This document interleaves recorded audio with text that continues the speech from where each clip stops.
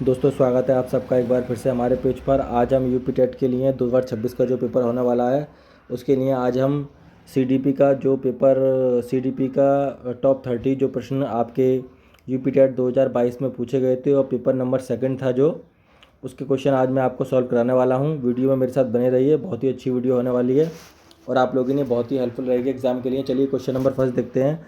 निम्न में से कौन सा शिक्षा मनोविज्ञान की शाब्दिक व्यक्तिनिष्ठ विधि है? निरीक्षण विधि, बाहरी दर्शन, प्रयोगीकरण या अंतर्दर्शन? इसका जो राइट आंसर है आप लोग बताएं, कोशिश करा करिए आप लोग बताने की। इसका जो राइट आंसर है ऑप्शन नंबर 4 होगा, अंतर्दर्शन।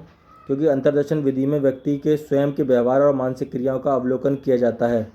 नेक्स्ट क्वेश्चन पर बढ़ते हैं। नेक्स्ट क्वेश्चन है, अधिगम में पठार निम्न में से किसके कारण बनता है? पठार मतलब चीज़ का कोई रुक जाना, सीखते सीखते किसी चीज़ का रुक जाना, वो पठार कहलाता है। थकान द्वारा, अभिप्रेरणा द्वारा, रुचि द्वारा या परिपक्वता द्वारा? बताएं आप लोग, कोशिश करा करना है इसका आंसर बताने की। इसका ऑप्शन नंबर जो फर्स्ट है वही इसका राइट आंसर है। थकान के द्वारा अधिगम में पठार बनना शुरू हो जाते हैं। नेक्स्ट क्वेश्चन देखते हैं। नेक्स्ट क्वेश्चन है, दर्पण चित्र परीक्षण किसे मापने हेतु प्रयुक्त होता है? सृजनात्मकता, अधिगम अंतरण को, अभिरुचि को या अधिगम की गति को? इसका जो राइट आंसर होगा वो ऑप्शन नंबर 2 है। इसका उपयोग सीखने की दर मापने के लिए किया जाता है, ये भी आपको याद रखना है। नेक्स्ट क्वेश्चन देखते हैं। नेक्स्ट क्वेश्चन आपको बताना है HW में, कमेंट में इसका आंसर का जवाब आप लोग सभी लोगों को देना है और वीडियो आप लोग स्किप करके ना देखा करें, वीडियो पूरी कंप्लीट देखा करें। क्वेश्चन बहुत ही अच्छे होते हैं। चलिए देखते हैं इस क्वेश्चन का क्या है। क्लाउड पिक्चर परीक्षण निम्न में से किसके मापन में प्रयुक्त होता है? इसका आंसर आप लोगों को कमेंट सेक्शन में बताना है। नेक्स्ट क्वेश्चन पर बढ़ते हैं। 5 वर्ष के मोहन की मानसिक आयु 8 वर्ष है तो उसकी बुद्धि लब्धि क्या होगी, ये आपको बताना है। तो देखिए इसका एक फॉर्मूला होता है, IQ बराबर MA/CA/100। तो MA उसकी एज जो है 8 है, मानसिक आयु, और उसकी वैसे जो रियल एज है वो 5 वर्ष है, इंटू 100। 5 से काटिए इसको, कितनी बार आ गया? 20 बार। इसका इससे मल्टीप्लाई करिए, आंसर आ गया 160। कितना आ गया? 160। उसकी बुद्धि लब्धि होगी। नेक्स्ट क्वेश्चन देखते हैं। नेक्स्ट क्वेश्चन पर चलते हैं। इनमें से कौन सा IQ स्तर मंदबुद्धि बालकों का प्रशिक्षण योग्य IQ स्तर कहलाता है? मतलब IQ का स्तर बताना है जो कि बिल्कुल मंदबुद्धि बालक होते हैं उनके प्रशिक्षण के लिए होता है। 36 से 49, 50 से 69, 35 एवं निम्न या 70 से 69? तो देखिए इसका जो राइट आंसर है वो 35 से 49 के बीच में होगा, ऑप्शन नंबर फर्स्ट सही होगा। नेक्स्ट क्वेश्चन पर चलते हैं। रोशा इंक ब्लास्ट टेस्ट का प्रयोग निम्न में से किसके मापन के लिए किया जाता है? रुचि के लिए, बुद्धि के लिए, अभिक्षमता के लिए या व्यक्तित्व के लिए? इसका जो राइट आंसर होगा ऑप्शन नंबर 4 होगा, व्यक्तित्व के लिए रोशा इंक टेस्ट का प्रयोग किया जाता है। इसका उपयोग व्यक्ति के अचेतन विचारों और व्यक्तित्व के लक्षणों को समझने के लिए किया जाता है। जैसे बुद्धि हो गई या रुचि हो गई, ये इसके प्राथमिक उद्देश्य नहीं है। नेक्स्ट क्वेश्चन पर बढ़ते हैं। विस्मृति मतलब भूलने का कारण नहीं है, ये आपको बताना है। तो इसका जो राइट आंसर है वो ऑप्शन नंबर 2 है, स्मरण करने की इच्छा भूलने का कारण नहीं है। बाकी ये सारे इसके कारण है, मानसिक द्वंद्व भी है, दोषपूर्ण विधियाँ भी हैं, सीखने में कमी भी है। नेक्स्ट क्वेश्चन पर आते हैं।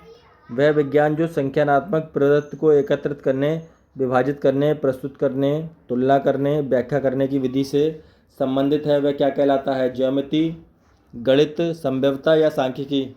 इसका जो राइट आंसर है आप लोग बताएं। इसका जो राइट आंसर है ऑप्शन नंबर 4 होगा, सांख्यिकी कहते हैं इसको। नेक्स्ट क्वेश्चन पर बढ़ते हैं।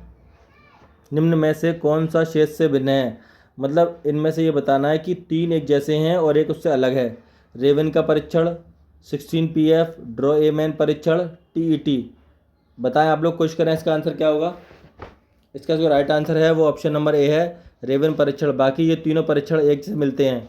रेवन प्रोग्रेसिव मैट्रिक्स एक बुद्धि परीक्षण है, ये एक इंटेलिजेंस परीक्षण है। बाकी ये सारे व्यक्तित्व परीक्षण है, कैसे? पर्सनैलिटी टेस्ट हैं ये तीनों। 16 PF, ड्रॉ ए मैन परीक्षण, TAT, ये सारे पर्सनैलिटी के टेस्ट हैं और ये आपका बुद्धि परीक्षण है रेवन का। नेक्स्ट क्वेश्चन पर देखते हैं। 7, 8, 9, 10, 11, 12 का मध्यांक ज्ञात कीजिए। तो इसका मैं आपको फॉर्मूला बता देता हूँ। n+1/2। n कितने हैं? 1, 2, 3, 4, 5, 6, 2, 4, 6। 6+1/2 तो 13 हो गया। सॉरी, 6 और एक 7 हो गया। 7 और 2 से डिवाइड करा तो 3.5 इसका आंसर आ गया। इसका जो फॉर्मूला है मैं आपको बता देता हूँ, एक बार दोबारा से रिपीट कर देता हूँ। n+1/2। n का मतलब होता है जो सारी संख्या है उनको प्लस करना है, जैसे 7, 8, 9 इनको प्लस करना है, और बाकी जो है इसका अपन 2 से काट देना है। ये मैंने सॉल्व पूरा दिया हुआ है इसको। नेक्स्ट क्वेश्चन पर बढ़ते हैं। नेक्स्ट क्वेश्चन देखते हैं। सूझ या अंतर्दृष्टि का सिद्धांत का प्रतिपादन किया था हैगर्टी ने, गेस्टल्टवादी वैज्ञानिक ने, स्किनर ने या थायरनडाइक ने। इसका जो राइट आंसर होगा ऑप्शन नंबर 2 है, गेस्टल्टवादी मनोविज्ञान। अब सुनिए गेस्टल्टवादी कौन कौन से होते हैं, वीडियो में बने रहे मेरे साथ। कोहलर, कोफ्फा, वर्दीमर, ये सारे गेस्टल्टवादी मनोवैज्ञानिक हैं। इन्होंने सूझ का सिद्धांत दिया है। थॉर्नडाइक ने प्रयत्न या भूल का सिद्धांत दिया है। स्किनर ने क्रिया प्रसूत का सिद्धांत दिया है। ये भी आपको याद रखना है। नेक्स्ट क्वेश्चन देखते हैं। मैकडूगल के अनुसार प्रत्येक मूल प्रवृत्ति पे संबंध होता है, तो आपको बताना है संवेदना का, चिंतन का, संवेग का या संज्ञान का। तो इसका जो राइट आंसर होगा मैं आपको बता दूं, इसका आंसर जो होगा वो संवेग से होगा। किससे होगा? संवेग की मूल प्रवृत्ति है, ये आपको याद रखना है। और मूल प्रवृत्ति की संख्या 14 है, 14 है। नेक्स्ट क्वेश्चन पर आते हैं। पूर्व अनुभव के आधार पर संवेदना को अर्थ प्रदान करना क्या कहलाता है? अभिप्रेरणा, प्रत्यक्षीकरण, कल्पना या संवेदना। इसका जो राइट ऑप्शन है वो ऑप्शन नंबर 2 है, प्रत्यक्षीकरण कहलाता है। नेक्स्ट क्वेश्चन पर आते हैं। पिछड़े बालकों के लिए शैक्षिक लब्धि की अवधारणा किसने दी थी? बर्टन हॉल ने, शॉनेल ने, सीलियरबर्ट ने, गॉर्डन ने। इसका जो राइट आंसर है वो ऑप्शन नंबर 3 होगा। शैक्षिक लब्धि 85 से कम होती है, वो शैक्षिक रूप से पिछड़ा माना जाता है, ये भी आपको बताना है। नेक्स्ट क्वेश्चन देखते हैं। निम्न में से कौन सा एक उत्तम परीक्षण विशेषताओं से भिन्न है? वस्तुनिष्ठता, अभिक्षमता, वैधता, विश्वसनीयता। तो इसका जो राइट आंसर है आप लोग बताएं कमेंट सेक्शन में। इसका राइट आंसर ऑप्शन है वो 2 है। इसका थोड़ा ये क्रम जो है वो गड़बड़ हो गया है, मैं आपको बता देता हूँ। नेक्स्ट क्वेश्चन पर बढ़ते हैं। नेक्स्ट क्वेश्चन क्या है देखते हैं।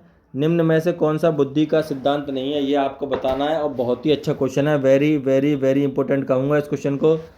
प्रत्यागमन का सिद्धांत, द्वितत्व का सिद्धांत, बहुतत्व का सिद्धांत या एक तत्व का सिद्धांत। तो इसके बारे में थोड़ा हम पढ़ लेते हैं। देखिए, यह आनुवंशिकता हेरिडिटी से संबंधित रखता है। जो प्रतिभाशाली माता पिता की संतान औसत या कम बुद्धि की हो सकती हैं। द्वितत्व का सिद्धांत है, ये आपको याद रखना है, ऑप्शन नंबर 2 स्पीयरमैन ने दिया है। बहुतत्व का सिद्धांत थॉर्नडाइक ने दिया है। एक तत्व का सिद्धांत बिने ने दिया है, ये आपको याद रखना है। कौन सा बुद्धि का सिद्धांत नहीं है? तो ये तीनों बुद्धि के सिद्धांत हैं, और जो पहला वाला जो है वो बुद्धि का सिद्धांत नहीं है। तो इसका जो राइट आंसर है वो ए होगा, प्रत्यागमन का सिद्धांत। बाकी ये तीनों सिद्धांत बुद्धि के हैं, और मैंने बता भी दिया आप लोगों को किसने दिए हैं ये। नेक्स्ट क्वेश्चन पर चलते हैं। निम्नलिखित में से कौन सा अंतरस्रावी ग्रंथि नहीं है? बताएं आप लोग कमेंट सेक्शन में। लार ग्रंथि है, पीयूष ग्रंथि है, थायराइड ग्रंथि है, एड्रिनल ग्रंथि है, ये आपको बताना है। देखिए, मैं आपको बता दूं कि पीयूष ग्रंथि, थायराइड ग्रंथि और एड्रिनल ग्रंथि, ये सारी ग्लैंड्स जो हैं वो इंडोक्रोनिक ग्लैंड्स हैं, अंतरस्रावी ग्रंथि हैं ये सारी।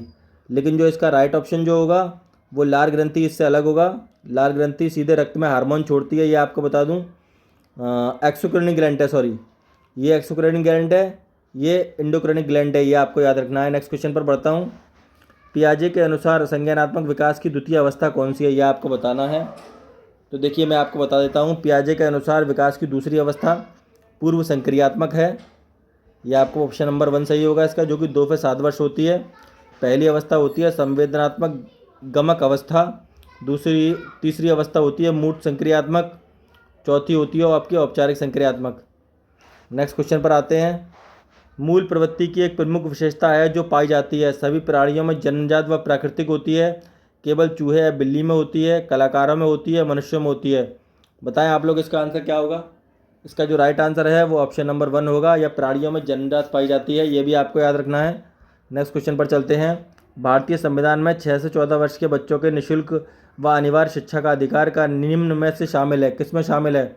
अनुच्छेद 45 में, अनुच्छेद 15 में, अनुच्छेद 21A में या अनुच्छेद 26 में? इसका जो राइट आंसर है वो ऑप्शन नंबर 3 होगा, अनुच्छेद 21A में संबंधित है, ये जुड़ा हुआ है इससे, और एक मौलिक अधिकार है। नेक्स्ट क्वेश्चन पर आते हैं। क्रैशमर ने व्यक्ति को निम्न में से किस प्रकार के वर्गों में बांटा है? गोलकाय, सुडौल, लंबकाय या इनमें से सभी? इसका जो राइट आंसर है वो ऑप्शन नंबर 4 होगा। ये चारों प्रकार के लोग पाए जाते हैं, गोलकाय, सुडौलकाय, लंबकाय और मिश्रित। नेक्स्ट क्वेश्चन पर बढ़ते हैं। नेक्स्ट क्वेश्चन देखते हैं। टीईटी का उद्देश्य क्या है? अभिवृत्ति, अभिक्षमता, मूल्य या बौद्धिक क्षमता? इसका जो राइट आंसर है वो अभिक्षमता होगा। टीचर एलिजिबिलिटी टेस्ट को हम कहते हैं, अभिक्षमता को इंग्लिश में हम एप्टीट्यूड भी कहते हैं। नेक्स्ट क्वेश्चन पढ़ते हैं। संगणन का सिद्धांत, very very very important question आपके एग्जाम के लिए, किसकी व्याख्या करता है? अभिप्रेरणा, स्मृति, सृजनात्मकता, अधिगम। ये जो व्याख्या करता है ऑप्शन नंबर 2 स्मृति की व्याख्या करता है, मैं आपको बता दूं। नेक्स्ट क्वेश्चन पर आते हैं। निम्न में से शारीरिक विकास को प्रभावित करने वाले कारक क्या क्या हैं, ये आपको बताना है। तो खेल व्यायाम भी प्रभावित करते हैं, वातावरण भी करता है, वंशानुक्रम भी करता है, इनमें से सभी। इसका जो ऑप्शन नंबर डी होगा वो राइट आंसर होगा। नेक्स्ट क्वेश्चन पर बढ़ते हैं। नेक्स्ट क्वेश्चन देखते हैं क्या है। बुद्धि लब्धि गणना का सही सूत्र मैंने आपको बता दिया है, IQ बराबर MA/CA × 100। नेक्स्ट क्वेश्चन पर बढ़ते हैं। विचारात्मक चिंतन की चर्चा निम्न में से किसने की? वुडवर्थ ने, रॉस ने, ड्रेवर ने या डीवी ने? इसका जो राइट आंसर है ऑप्शन नंबर 4 होगा, डीवी। इन्होंने अपनी एक बुक भी लिखी है, how we think. Next question पर बढ़ते हैं। आगमनात्मक तर्क के स्तरों में कौन शामिल नहीं है? सामान्यीकरण, प्रयोग, कल्पना या अवलोकन? तो देखिए इसके बारे में पढ़ लेते हैं। इसका जो राइट आंसर है वैसे ऑप्शन नंबर 3 है, कल्पना नहीं है, बाकी सामान्यीकरण भी है, प्रयोग भी है, अवलोकन भी है। अवलोकन विशिष्ट तथ्यों को देखना होता है, और एक्सपेरिमेंट करना तुलना है, कंपैरिजन करना आपस में एक दूसरे से कंपेयर करना होता है। नेक्स्ट क्वेश्चन पर आते हैं और वीडियो का लास्ट क्वेश्चन। सीखी गई बात को धारणा और पुनः स्मरण करने में असफल होना क्या है? धारणा है, चिंतन है, स्मरण है, विस्मरण है? तो इसका जो राइट आंसर है वो ऑप्शन नंबर 4 होगा, विस्मरण कहते हैं इसको। अगर वीडियो अच्छा लगा हो तो लाइक शेयर कमेंट ज़रूर करें। अगर ऐसी वीडियो चाहते हैं तो कमेंट सेक्शन में बताएं। Thanks for watching.